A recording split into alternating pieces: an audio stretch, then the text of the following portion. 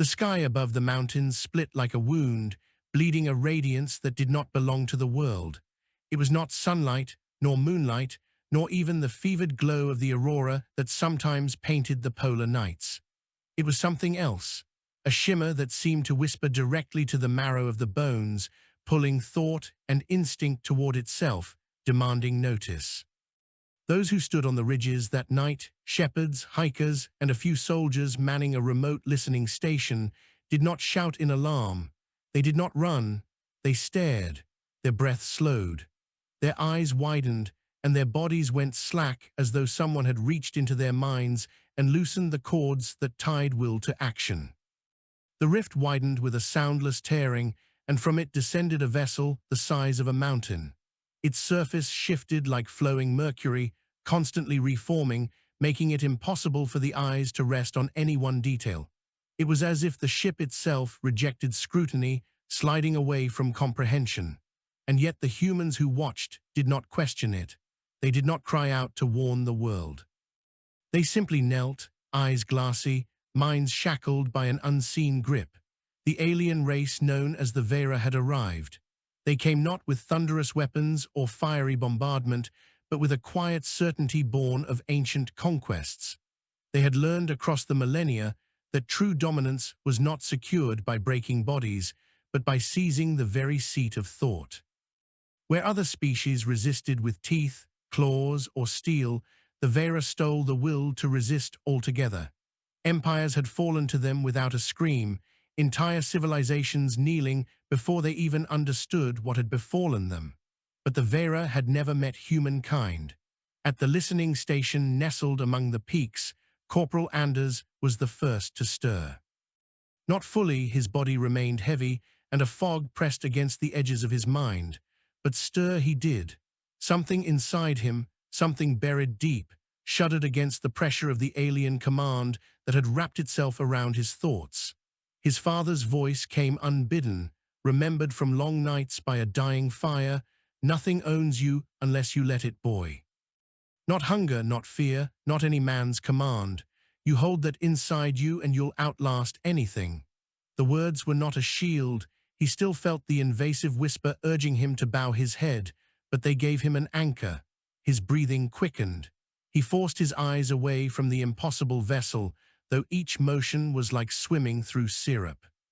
His hand, trembling, reached for the edge of the console before him. The touch of cold metal, real and present, gave him another anchor. He whispered, ragged, as though to remind himself, "This is real, this is mine." The fog wavered. A shudder rippled through the alien field, though no one else in the station moved. His fellows remained transfixed, slack-jawed, obedient, without understanding to the call of the Vera. Anders staggered forward, each step an act of defiance against the invisible chains. The world beyond the glass was filled with shifting silver light as the vessel descended lower. He reached the emergency comms panel, slammed a palm against it, and croaked into the receiver. "This is Corporal Anders, Outpost 12. We have contact. They're here." The words barely left his lips before the pressure redoubled. A wall of alien force crashed against his consciousness, furious that he had slipped the leash even for a moment. His body convulsed, and he fell to the floor, gasping. But the message was sent. Far to the south, in the sprawling city of Vahome, the first reports came in just as people were waking to the dawn. Anomalous readings in the upper atmosphere, civilian reports of strange lights in the mountains, then silence from Outpost 12.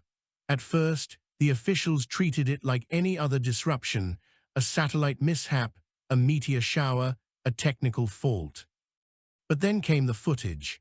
Grainy at first, captured by a shepherd's old phone before he too went still, the video showed a shimmering wound in the sky and a vessel beyond reason emerging from it. The video spread faster than any official denial could stop it. By noon, the entire planet had seen it. Rumors bloomed like wildfire: angels, demons, government experiments, extraterrestrials. Panic gnawed at the edges of society, but fascination drowned it out. Humanity had always dreamed of contact with others among the stars. The dream was here, now, undeniable. The dream would soon become a nightmare. The the Vera observed from within their flowing vessel. They felt the pulse of billions of minds below, the vast ocean of humanity ripe for harvest. They had prepared for resistance. Some cultures in the past had struggled against the leash for hours, even days, but this species would fall all the same. Already, the whispers of their controls seeped through the electromagnetic haze of the planet, probing, weaving, spreading. Yet here and there, sparks of resistance flared. The alien overseers turned their attention to these anomalies, studying with cold detachment. Humanity's will was different. It did not yield as swiftly as expected. For each mind shackled, another twitched against the bonds. For each body stilled, another staggered forward despite the weight pressing down. This was not in their records. This was not how the pattern went. On the third day, the world changed forever. In cities across the globe, people began collapsing in the streets, their eyes blank, their bodies obedient to unseen masters. Soldiers laid down their weapons, teachers halted mid-sentence, parents let go of their children's hands, standing motionless as the tide of alien thought carried them away. Yet not all succumbed. In every city, every village, every outpost, a fraction of humanity resisted. Some small, defiant ember within them refused to be smothered. For some it was a memory, a loved one's laugh, a promise sworn, a scar earned through struggle. For others it was sheer stubbornness, the refusal to bow even when it would be easier to yield. These people blinked back tears, clutched their heads, screamed and refused. They were few at first, but they were not alone. Anders awoke days later in a hidden bunker, surrounded by others who bore the same haunted look. Men and women in fatigues, scientists in lab coats, farmers with calloused hands. They looked at him with wary recognition, as though each had glimpsed the same abyss and clawed back from it. A woman approached, her dark eyes fierce despite the weariness etched into her face. "You're the one who sent the warning," she said. It was not a question. Anders nodded weakly. Who are you?" "Survivors," she said simply. "Resistors, call us what you want. The leash doesn't hold on us the same way it does on the others." She crouched beside him. "We don't know why, but we are finding each other, and we're not going to let them have us." He saw then, beyond her shoulder, a crude map pinned to the wall. Red marks blotted out vast regions, cities where humanity had fallen silent. But scattered across the map were green dots, tiny, flickering lights of resistance. The Vera had underestimated them, and for the first time since the sky split, Anders felt something like hope. The Vera themselves did not yet understand what they faced. To them, human resistance was a flaw to be studied, corrected, eradicated. They increased the pressure, weaving their whispers more tightly into the minds of the planet. But humanity was not a uniform ocean. It was a storm of countless currents, cultures, and contradictions. Where one tactic worked, another failed. Where one soul bent, another broke free. The aliens did not know the stories humanity told itself. Of heroes who stood against impossible odds, of revolutions that toppled empires, of ordinary people who refused to bow.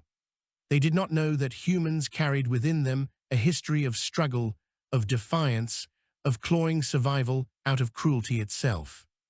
They did not know that humanity's greatest weapon was not its technology or armies, but its stubborn, unyielding will. The battle had only just begun. The days stretched into weeks, and the world seemed to teeter on a knife's edge. More fell under the alien sway each day, yet the pockets of resistance grew more organized. Word spread through whispered networks and hidden broadcasts. Resist the voice. Remember who you are, anchor yourself in what is yours. And in the great vessel above the mountains, the Vera studied, puzzled, and began to feel, for the first time in millennia, the stirrings of unease. The vessel loomed above the mountains like a second peak, eternal and terrible. For the majority who had fallen under its thrall, it was a beacon, a sanctuary, a god made metal and will.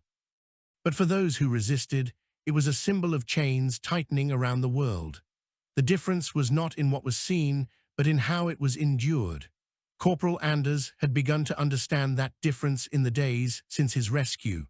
The bunker he now called shelter was carved deep beneath stone, a relic of an older war that had once prepared nations for nuclear fire. Instead of radiation meters, its walls now carried wires strung hastily for stolen signals, and its air buzzed with the voices of survivors stitching together a fractured network. Humanity's resistance was not an army, not yet, but a patchwork quilt of stubborn souls who refused to yield. He sat at a table surrounded by strangers whose names he barely knew. The woman who had first spoken to him was there, Amira, a linguist from a northern university. Across from her was a man built like a stone wall, his hands scarred with burns from years of factory work. A medic tended quietly to one corner, while a group of engineers debated over blueprints scavenged from half-working satellites. Each had endured the alien whisper and come through broken but unbent. Amira tapped the map again. We've confirmed 4 more enclaves in the last 48 hours, small groups scattered but alive. The aliens are pressing harder, but it's inconsistent. They don't seem to understand why some of us resist, so their efforts are scattered. That buys us time. Anders frowned. Time for what? They've already taken half the world. If we sit in holes and hide, we'll just be the last ones crushed. The factory worker, his name was Julian, leaned forward. Then we don't hide, we strike. His voice was gravel, heavy but certain. I saw it with my own eyes. The ones who fall under their sway, they're not dead. They move, they speak, but they're hollow. Like puppets, if we break the strings, maybe we get them back. The medic shook her head. And maybe you break the puppet too. We don't know what happens if we cut their control. Then we learn, Julian said, his scarred hand clenched into a fist. We don't get to wait for perfect answers. The bunker fell silent. The only sound was the hum of static from the stolen radio. Anders knew Julian was right. Waiting meant losing. But he also knew what striking meant, facing again the crushing weight of the alien will, a force that felt like it could crack his skull with thought alone. He remembered the way it had punished him for sending that first message. He had nearly broken then, but nearly was not the same as breaking. Far above, the Vera convened in a chamber of thought. Their vessels did not carry rooms as humans understood them. Rather, they formed environments sculpted by collective will. In this chamber, shifting silver walls bent inward, forming an echoing amphitheater where no sound was needed. Minds met minds, weaving intention and judgment. The overseer of this campaign, Zaylan, projected certainty even as unease coiled beneath. The anomaly persists. Human resistance spreads rather than diminishes. Containment is failing. Another mind, sharper and colder, rippled through the chamber. Resistance is irrelevant. A fraction always struggles before collapse. Once saturation reaches critical mass, the species will yield. But Zaylan hesitated. The resistance was not following the pattern. Where others dwindled, these humans multiplied.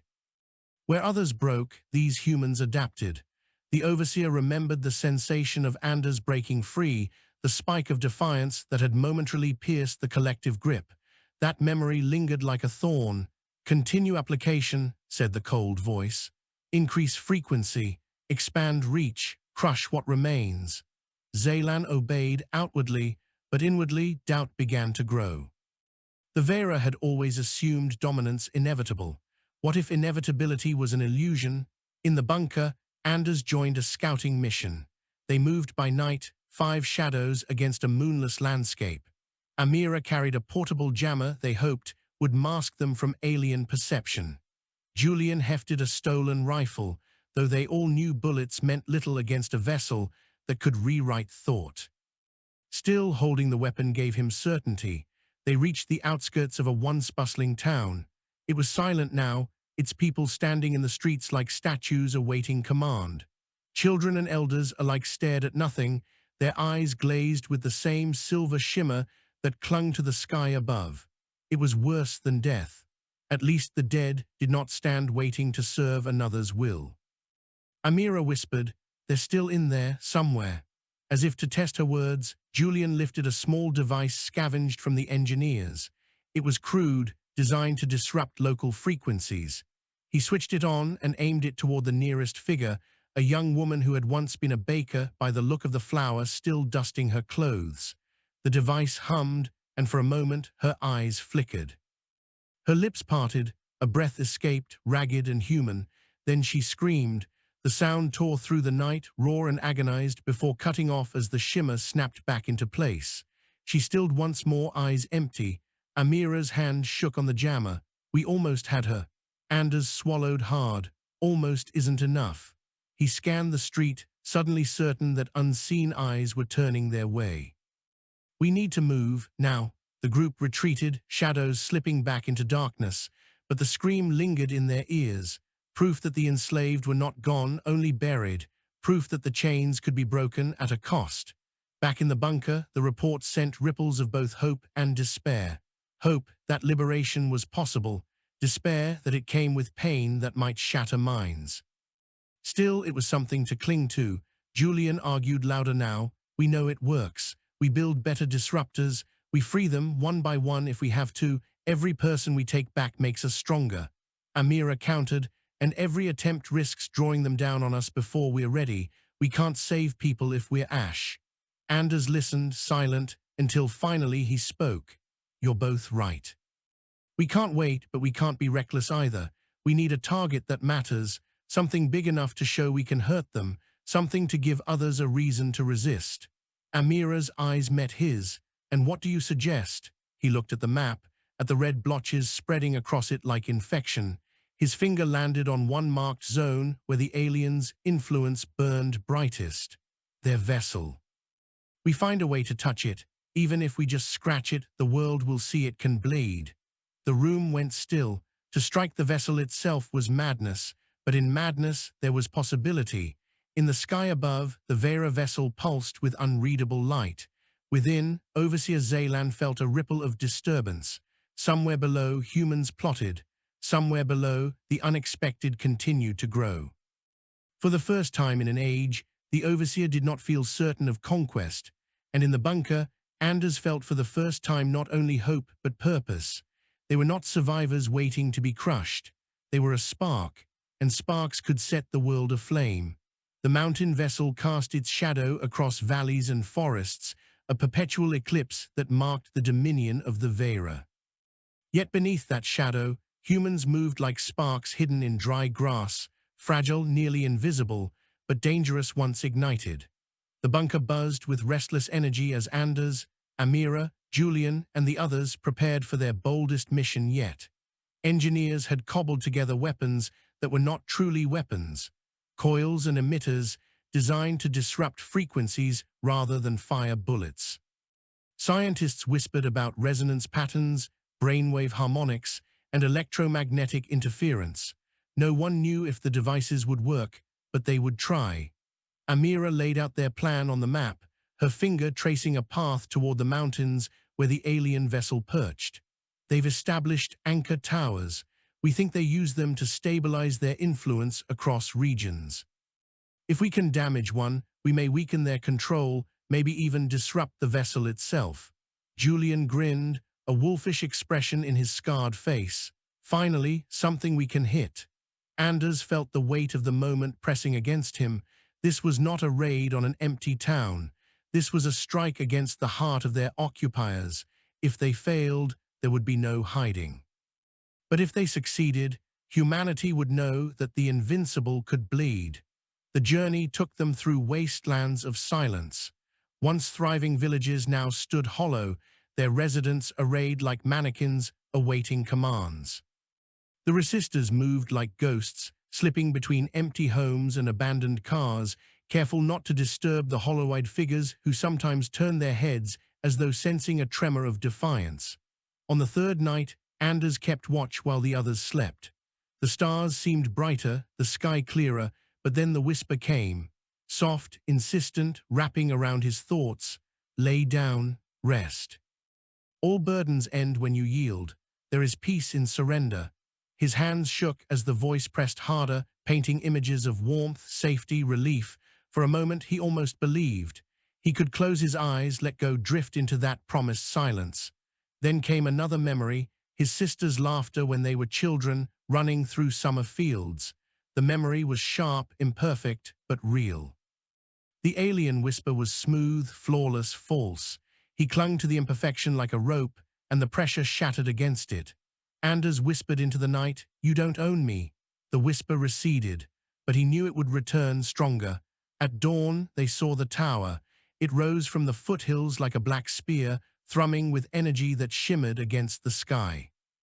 The air around it hummed, a low vibration that made teeth ache. Drones, silver fragments of the greater vessel, circled lazily around it, their surfaces shifting like liquid mirrors. The tower pulsed with power, sending unseen tendrils across the landscape. Julian spat. "That's it. That's the leash." Amira adjusted the disruptor coils strapped to her back. "If we can overload it, we may give people in this whole region a chance to wake up." Anders studied the tower. Its surface was alive with shifting patterns that made the eyes ache to follow. He wondered if the tower saw him as well, if its alien gaze could pierce through stone and flesh alike. Fear coiled in his gut, but he forced himself to breathe steadily. Fear meant he was still his own. They struck at night. The engineers had warned them that the disruptor coils would not last long, minutes, maybe less, before burning out, but a few minutes might be enough. Julian led the charge, rifle barking fire at the circling drones. Bullets sparked uselessly off the liquid surfaces, but the noise drew them close. As they swooped, Anders activated his coil. The air warped, humming in counterpoint to the tower's thrumming. The nearest drone convulsed mid-flight, its shape collapsing into shards that scattered like molten rain. For the first time, they saw alien metal die. "Again," Amira shouted, activating her own coil. Waves of distortion rippled outward, striking the tower itself. The great spear shuddered, its pulse faltering. Across the valley, the hollow-eyed figures in the town staggered. Some clutched their heads. One fell to his knees and screamed, not the hollow scream of a puppet but a human cry. Hope surged, but the tower fought back. A wave of pressure slammed into them, crushing thought and breath alike. Anders fell to his knees, vision white with agony. The whisper returned, no longer soft but furious, "Submit." "Submit, submit." Julian roared in defiance, firing wildly even as blood streamed from his nose. Amira collapsed, clutching her coil, her body trembling under the assault. Anders felt his will splintering. The alien presence was too vast, too overwhelming. He could not hold. Then he remembered the baker's scream in the town, the raw sound of someone breaking free, however briefly. Pain was proof of life. Silence was slavery. With a guttural cry, Anders forced himself up and slammed his hand against the coil, pushing it beyond safety. The device screamed, sparks flying, and unleashed a final burst of distortion. The tower cracked. A fissure tore down its length, spilling silver light into the night. The pulse faltered, stuttered, then went dark. The drones fell lifeless to the earth, their liquid forms hardening into brittle husks. And across the valley, voices rose, shouts, sobs, laughter, cries of confusion, as hundreds woke from the leash. Anders collapsed, ears ringing, lungs burning. But through the haze, he saw the tower broken, the sky momentarily clear. They had done it. In the vessel above, Overseer Zaylan staggered within the chamber of thought. Shock rippled through the Vera collective. A tower had fallen. Humans had struck them and won. "This is impossible," one mind hissed. "No species has ever," "But they have," Zaylan interrupted. The Overseer's own will trembled, not with fear but with something deeper. Or dread. "These humans, they are not like the others." The chamber seethed with fury. Commands rippled outward, increase suppression, double the frequency, scour the resistors. Yet beneath the rage, Zaylan felt the truth. The leash was fraying. For the first time in uncounted ages, conquest was not certain. The resistors staggered back to their bunker, carrying Amira unconscious but alive, Julian bleeding but grinning through broken teeth. They had seen the tower fall. They had heard the voices of the freed. And though they knew retribution would come, their hope now burned like fire. Anders stared at the map, at the red blotches of alien control. He placed a new green mark where the tower had stood. One mark among many, but growing. "We can fight them," he said, voice hoarse but steady. "We can fight them and we can win." The others nodded, their eyes fierce despite exhaustion. The spark had caught, and the fire was spreading. Retaliation came like a storm. The morning after the tower fell, the sky over the valley boiled with silver clouds. The freed townsfolk, still dazed from their return to themselves, cried out in fear as the heavens split. From the clouds descended machines that were neither ship nor drone, but something in between, vast constructs of flowing metal, each shaped like a predator from some alien ocean, their surfaces flickering with impossible patterns. They did not speak. They did not whisper. They descended with purpose. In the bunker, Anders and the others watched from a stolen uplink as the machines scoured the valley. Waves of energy swept across streets and fields, and with each wave, those who had been freed collapsed again, their brief freedom stripped from them. The machines rebuilt the leash even as they burned away homes and forests. The valley that had been a beacon turned into an open grave. Julian slammed a fist into the table, his scarred knuckles splitting open. We gave them hope, and now they're slaughtering them for it. Amira, pale but recovering, shook her head. Not slaughter, they're not dead, look at them. She pointed at the screen where the freed now stood motionless once more. They want obedience, not extinction.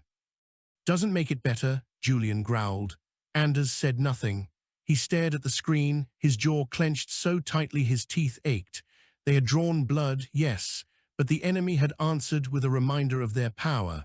The fire they had lit now smoldered under a flood of alien will. If they did nothing, that fire would die. Far above, Overseer Zaylan stood in the chamber of thought while voices clashed like storms. Some called for extermination, the erasure of a species too unruly to control.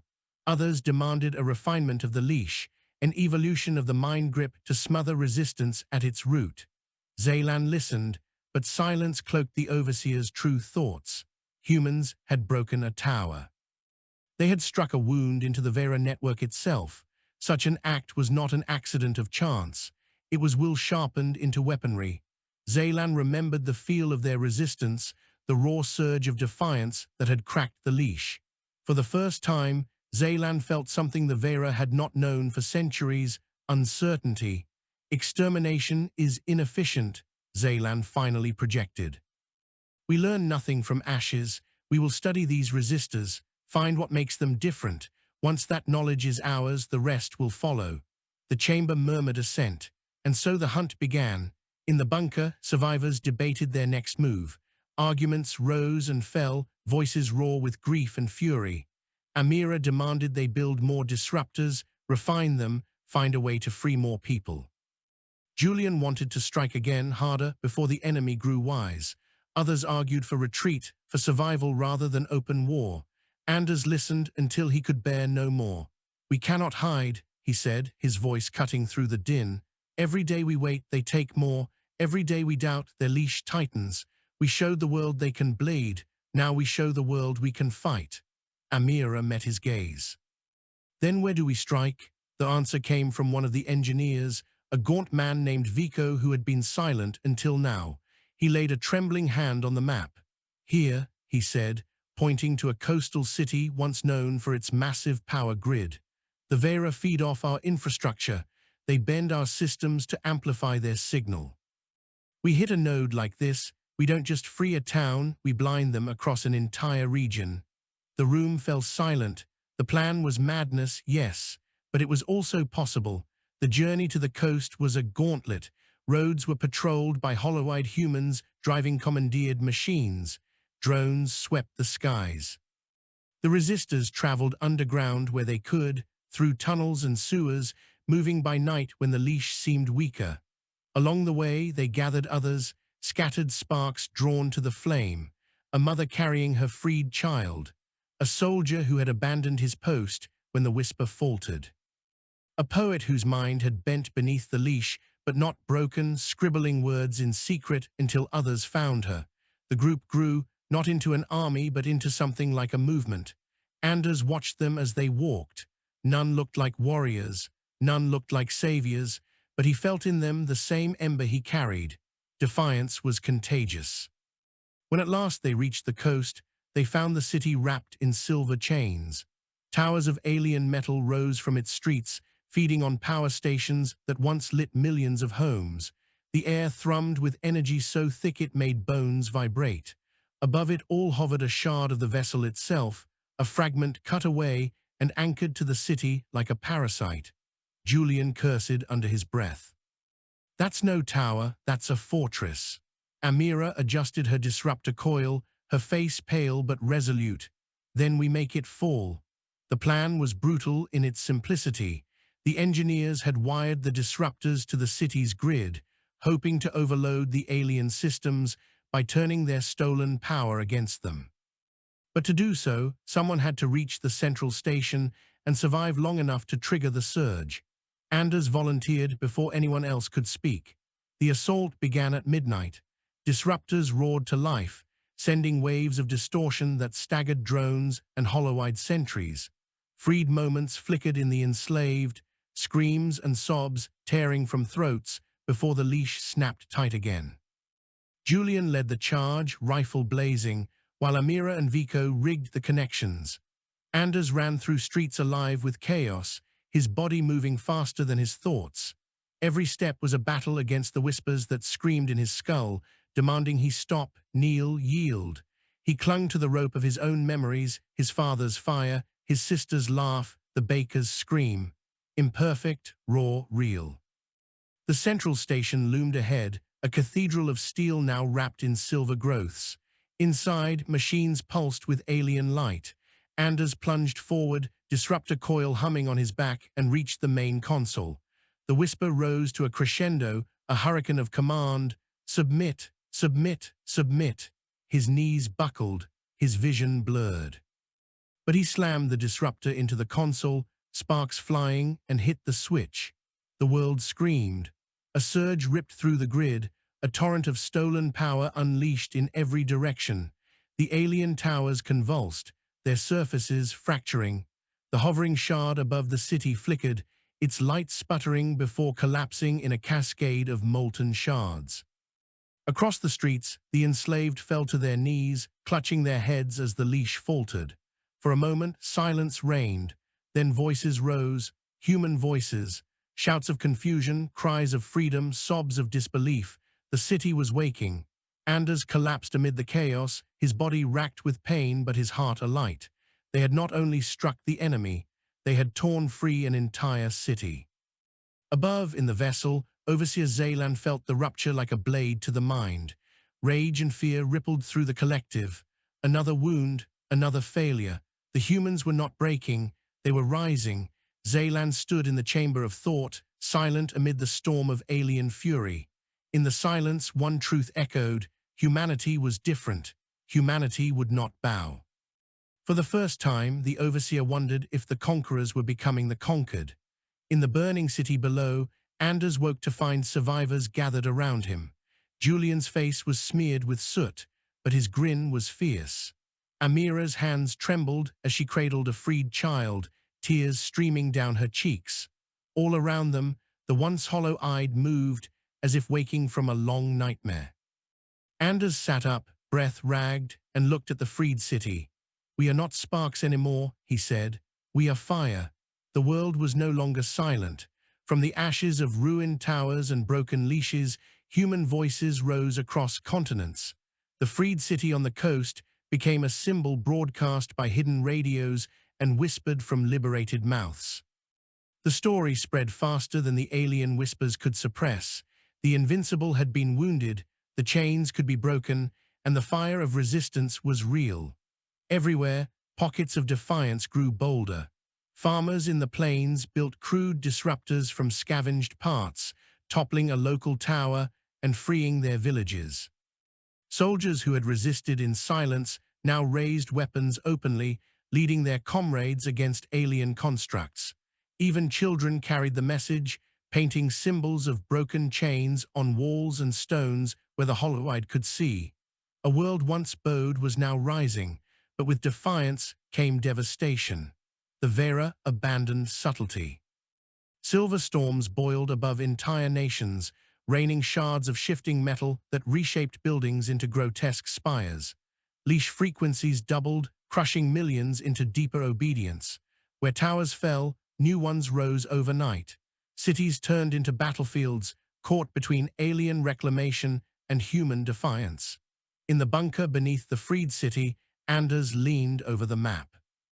Green marks of liberation dotted the world now, no longer solitary but spreading like constellations. Yet the red blotches of alien control still dwarfed them, pulsing with menace. For every city freed, 3 more fell. Julian paced like a caged beast. We're winning battles but losing the war. For every tower we break, they build another. For every city we free, they take 10 more. We need more than strikes. We need to hit them where it hurts. Amira, her voice hoarse from days of ceaseless work, countered, "We are hitting them. Every liberation weakens their grip. Every mind we free is another fighter, another thinker. They want obedience, not corpses. That gives us time." "Time," Julian snarled, "is running out." He slammed a fist onto the table. "We need to go after the vessel itself." The room fell silent. The vessel above the mountains was more than a fortress. It was the heart of the invasion, the brain of the leash. To strike at it was to declare open war. Anders met Julian's gaze. "Then that's what we do." Above, Overseer Zaylan stared down at the chaos of Earth. The chamber of thought rang with fury and fear. The humans spread like infection. Their resistance is not random. It grows, adapts, organizes. This is unprecedented. Zaylan held firm, though unease gnawed at the edges of certainty. They are strong in will, yes, but will is not steel, will breaks. They cannot strike us where we are strongest. Even as the words left the Overseer's mind, doubt festered. The humans had struck towers, nodes, fragments. Each time they had succeeded. Each time the leash faltered. Zaylan could not dismiss the thought. Perhaps one day they would strike higher. The resistors' plan was desperate, born not of strength, but of necessity. Engineers argued over stolen schematics. Scientists scribbled equations that bent the limits of human knowledge. Soldiers sharpened weapons that could barely scratch alien hulls. But all agreed on one truth: they had to reach the vessel. Amira outlined it grimly. The towers are conduits. They feed into the vessel. If we can disrupt the flow from enough of them at once, the vessel's defenses will falter, even briefly, long enough for us to strike. Julian grinned with grim satisfaction. "So we break their spine." Anders studied the map. The towers formed a web across the world, each pulse feeding the alien heart. It was too vast for any one group, but humanity was no longer alone. The freed were rising in every land. "We don't do this alone," Anders said. "We light the signal. Every pocket of resistance strikes together. One voice, one cry, one fire." The weeks that followed became a crucible. Messages carried by runners and whispered over crackling radios spread the plan. Strike the towers on the same night, everywhere, all at once. A global uprising timed to the heartbeat of the alien leash. In villages and cities, in deserts and forests, humanity prepared. Farmers fashioned disruptors from tractor engines. Soldiers wired explosives with stolen alien shards. Children carved symbols into walls, a broken chain beneath a rising flame. The world held its breath. The night of the uprising came. Across continents, humanity moved as one. Towers erupted in bursts of light as disruptors roared to life. Drones fell from the sky as resonance waves tore through them. The enslaved staggered, screamed, and many fell free once more. Cities awoke in chaos, voices raised in rebellion. In the freed city, Anders, Amira, and Julian led their force against the nearest tower. Silver storms churned above, and alien machines descended like predators, but the disruptors sang louder. The tower cracked, its surface splitting under the onslaught. For the second time, Anders saw alien metal die. In the vessel, Overseer Zaylan reeled. The chamber of thought convulsed with disbelief. "They are coordinated, they strike as one," minds wailed in confusion, fury, dread. The web of towers faltered, their pulses collapsing in cascades. Zaylan gripped the collective, projecting calm even as fear gnawed within. "Contain them, reinforce the vessel, do not let them." The command broke as a shock rippled through the heart of the ship. For the first time in millennia, The Vera felt weakness in their own flesh of silver. On the ground, Anders looked up. The vessel shimmered, its surface flickering like a dying flame. The sky seemed to shudder. He felt the weight of alien thought falter, the whispers stuttering into silence. "Now," he whispered, awe and fury blending in his voice. "Now we strike." The uprising had not ended the war. The world still burned, towers still stood, and the leash still clung to billions. But for the first time, humanity had driven the Vera back on their heels. For the first time, the conquerors had bled fear. Anders knew the final battle was coming. The vessel itself awaited. Humanity had one chance to finish what they had begun. The fire was no longer hidden. The fire was a storm. The world burned with two fires, the silver blaze of alien dominion and the red flame of human defiance. They clashed across continents, lighting skies with storms and cities with riots. The Vera tightened their grip, but humanity did not kneel. For every town crushed, two more rose. For every tower rebuilt, another was toppled. The war had become a storm without center. Anders knew where the storm must end. The vessel above the mountains, the wound in the sky, the heart of the leash, still pulsed with alien will. As long as it endured, humanity would never be free. And so the plan was made, not to wound, not to blade, but to kill. The bunker throbbed with restless purpose. Survivors from across the world had converged. Soldiers from liberated armies, farmers bearing scars of resistance, engineers who had turned tractors into weapons, children who carried messages through ruined streets. They were not an army by name, but by will. Amira spread out the map. The global strike weakened the vessel. The towers feed it, but now the web is broken. Its defenses are unstable. "We may never get another chance." Julian's grin was feral, so he cut out the heart. Anders felt the weight of every eye turned toward him. He had never asked for this role, never wanted it, yet here he stood, bearing it. "We take the fight to them," he said, voice steady. "We climb their mountain. We storm their ship. We end this." The room erupted in fierce, exhausted cheers. For the first time, they believed it could end. The march to the mountains was no stealth mission. It was a procession of fury. Freed humans poured from forests and ruins, converging on the vessel's looming shadow. Alien constructs descended, silver predators screaming from the sky, but disruptors sang louder, tearing them from the air. The enslaved still stood in ranks, eyes hollow, bodies stiff, but even they faltered as the leash wavered under the weight of rebellion. Julian fought at the front, rifle barking fire, his scarred hands unrelenting. Amira guided the disruptors, her voice hoarse but fierce as she directed the resonance waves. Anders led from within, carrying not command but defiance, reminding all who followed that they were not puppets, not slaves, but fire. The vessel loomed larger with every step, its surface rippling like liquid mercury, patterns shifting as though alive. It pulsed with a rhythm that pressed against human skulls, a final effort to break them before they reached its gates. But still, they climbed.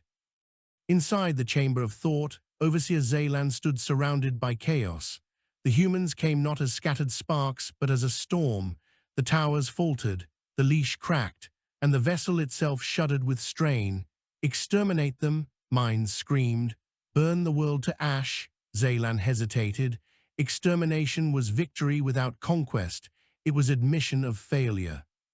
And yet, for the first time in Vera history, failure seemed possible. The Overseer thought of Anders, the human who had first broken the leash, whose defiance had burned brighter than logic allowed. One spark had spread into a wildfire. Zaylan wondered if this was what it meant to face a species that could not be broken. The thought chilled and awed alike. The humans reached the base of the vessel. Its surface loomed like a living wall, shifting to repel them. Disruptors crackled, resonance waves tearing open seams. Silver light spilled as fractures widened. The vessel howled, not with sound but with thought, a psychic scream that tore into minds. Anders staggered, his vision white with pain. The whisper became a roar, "Submit, submit, submit." He felt himself bending, breaking, collapsing, until a hand gripped his shoulder. Julian, bloodied but unbowed, snarled, "You don't bow, you never bow." Another hand took his other shoulder. Amira, her eyes blazing with exhaustion and fire. Anchor yourself. Remember who you are. Anders gasped, clung to their presence, and rose again. Together they plunged forward into the breach. Inside, the vessel was an ocean of silver light. Walls flowed like water, floors shifted like tides, and alien machines pulsed with living rhythm. At the center stood the chamber of thought itself, a cathedral of shifting metal where the overseer waited. Zaylan manifested as a towering figure of liquid silver, eyes like storms. You should not be, the voice thundered in their minds. No species resists the leash. No species defies inevitability. Anders stepped forward, though his body trembled. Then we are not like any other species. The overseer's form rippled, uncertain. We have conquered 1,000 worlds. Julian raised his rifle, fire in his scarred face. Then you should have stopped before this one. Amira lifted her disruptor, its coils humming. You never understood. We don't fight because we can win. We fight because we refuse to kneel. The chamber screamed as disruptors roared. Resonance waves tore through silver walls, unraveling the vessel's rhythm. The overseer staggered, form flickering. Impossible, Zaylan whispered, a tone of disbelief foreign to the Vera. You cannot, but humanity already had. Anders hurled his disruptor into the core. It detonated in a burst of resonance, tearing through the vessel's heart. Light exploded, silver unraveling into fragments. The leash shattered. Across the world, billions awoke at once, their minds their own again. The enslaved screamed, wept, embraced. The alien grip was gone. The overseer's form dissolved, breaking into formless streams of light. You are, the final thought flickered, trembling, unbroken. Then silence. The vessel collapsed. Its vast form, once invincible, melted into falling shards that rained down the mountainside, lifeless metal scattering like bones. The wound in the sky sealed, leaving only stars above. Humanity stood free. In the aftermath, the world was scarred. Cities lay in ruins. Millions carried memories of hollow obedience that would haunt them forever, but they were alive. They were themselves, and they were free. In the freed city, survivors gathered. Fires burned, not of destruction but of warmth. Children laughed again. Songs rose where whispers had once ruled. Humanity had bled, but it had endured. Anders stood on the ridge where once he had seen the vessel descend. Beside him stood Amira, weary but fierce, and Julian, grinning through scars that would never fade. They gazed at the stars together. They'll come again, Julian said. If not them, then others. Amira nodded. But they'll know what waits for them here. Anders breathed deeply of the free air. We are not theirs, we never were, we never will be. The stars above seemed brighter than ever. Humanity had faced chains from beyond the sky and shattered them. They had proven not just to the Vera, but to themselves what they truly were, not prey, not puppets, not slaves, but fire. The war had ended, but its shadow lingered. Months passed since the vessel fell and the leash shattered. Across the world, people emerged from ruins into a dawn they had not expected to see. Freed minds reeled from years of captivity, grappling with memories that were not their own, choices made by alien will rather than human desire. The pain was heavy, but it was theirs to bear, unchained. Cities once shaped by alien storms began to rebuild. Towers of silver rubble were dismantled stone by stone, their fragments melted down into tools and monuments. In one square, survivors raised a statue from melted alien shards, a broken chain rising into flame. The symbol spread across the world, etched into walls, sewn into flags, painted on the faces of children who had never known freedom until now. Amira worked tirelessly among the freed, guiding them in rebuilding not just homes, but knowledge. She taught farmers how to bend salvaged alien technology into irrigation pumps, turned alien shards into energy cells, and helped heal the sick with machines repurposed from their conquerors. Her voice became a beacon of hope and reason. Julian could not stop fighting, but his war had changed. He traveled from ruin to ruin, rooting out the remnants of alien constructs, hunting the last drones and machines that still roamed without masters. To those he saved, he was a living myth, a scarred soldier who laughed at fear. To Anders and Amira, he remained the same stubborn man, unwilling to rest until every shadow was burned away. Anders found himself burdened not with command, but with memory.